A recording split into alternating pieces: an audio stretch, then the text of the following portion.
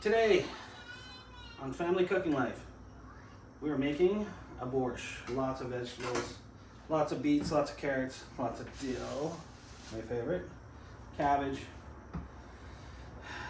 some fresh carrots, some nice fresh, really large beets, and I always put some really nice Italian tomatoes in. Please make sure, as I'm new to YouTube, is to subscribe and like the video and leave comments below and let me know if anybody makes a borscht and maybe they have a video I could watch of theirs. So for my stock, I'm going to just chop up some old beets that I had in to get the flavor and the color I desire, and then I'll peel my beets so I can get that in the stock as well. I like the peelings in the stock after I give them a nice wash. I've been working in kitchens for almost 35 years, and I find that any kind of knife works as long as you know how to use it. And I'm going to be teaching on my channel how to use knives properly and proper safety when it comes to my children, because my children love to help me in the kitchen. So in my stock, I like to get quite a bit of garlic boiling up just to get that flavor in the stock water. And for the most part, I just cut all the onions and the ends on the outside. If they're good and they're not moldy or really dirty, I'll throw them in the stock as well. Keep the onions for the actual soup. This is the last onion. Oh, yeah. Okay. I didn't really learn this borscht off anybody. Kind of just came up with it over time. So we got kind of a nice start to a stock. I'm gonna get these. I got some old carrots my kids like chewing on, but they're a little bit dry, so I'm gonna throw those in the stock. I got some really nice fresh dill that I found. I'm going to cut off the ends. Throw that in the stock. Let's get some celery in this stock. I like to take the end off. Still crying, as you can see. Take the end off. We'll wash those up later. Wash this up now. Because we're doing cabbage beet, we will get this. Okay. So we got a nice stock. I'm going to add to it with more beets. Get going. Once you saute it a little bit, you can smell that fragrance out of it. I'm going to add some peppercorns and some coriander.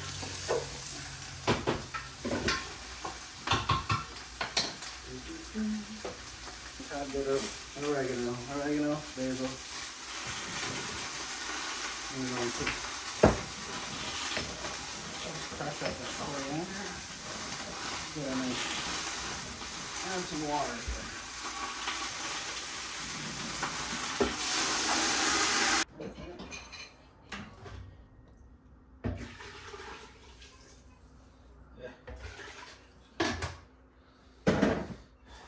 Okay, veggie stock is on the go. I'll let that boil for a couple hours. And in the meantime, I'll start chopping up all my veg, which I will be showing here.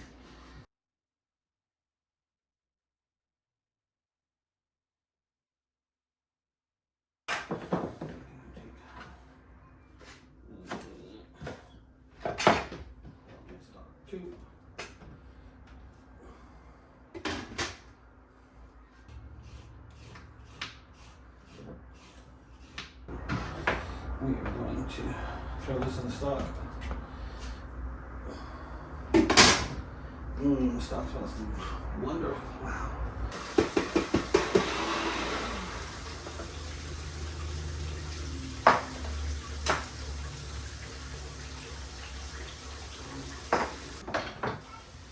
I guarantee if you do this at home when everybody's catching the flu or got a cold coming on, or God forbid COVID, you make this recipe, everybody will feel 100% in a couple days. It is a great soup for helping get your immune system and everything back up. My kids love it.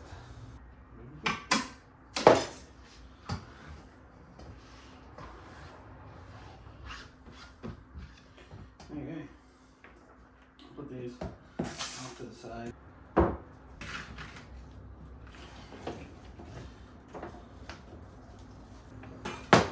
I don't like using these, they're too bitter. They make my soup taste. I don't like the way they make my soup taste.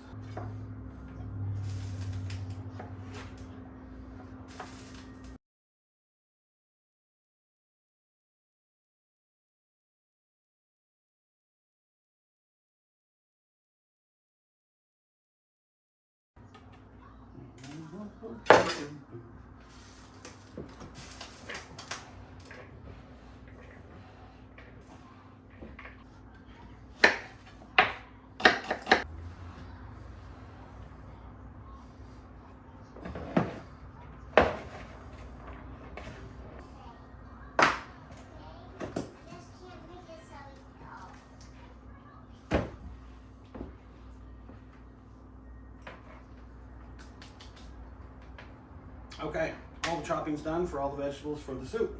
We're gonna strain it, get rid of all the vegetables, and then we're gonna pour in all our cut ingredients. And we're gonna get that boiling.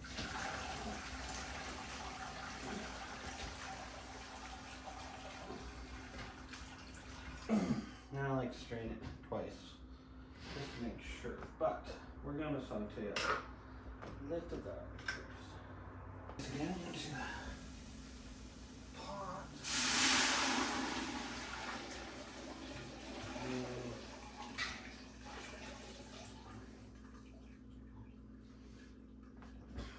Now we can take our vegetables. So beets first. They take the longest to cook. One of those diced beets. Get them in there. Get them cooking. I'm going to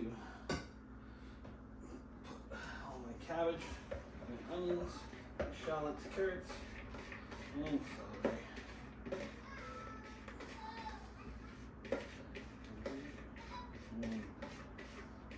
Smells good. I like to take a little bit of dill, not too much at the start, because it gives flavor, but I find it disappears if you overboil it. So I like to put the dill in very close to last, so when you're freezing it stays like green and it doesn't disappear. So about a teaspoon of pepper. My salt levels there. We're going to add our whole tomatoes and our diced tomatoes to our mixture. And we're gonna let her get up to a boil. And then we'll see, we'll let her simmer for a good hour, 2 hours. I'm gonna add a little bit of our coriander spice mix. All right, here's the final product. So this soup is going to probably boil, and then once it turns to a boil, we'll let it simmer for about 2 hours, and then we'll let it cool. And then we'll freeze it, bag it, probably eat it for the next 3 days. Oh, our borscht is up to a boil. Now we're going to reduce it to a nice simmer, probably around 2. I don't like a full boil. It's looking so good. The final borscht product. Here's our official taste tester. And if you take it away, she will cry like crazy. Yeah, yummy. I'm going to pour myself a bowl.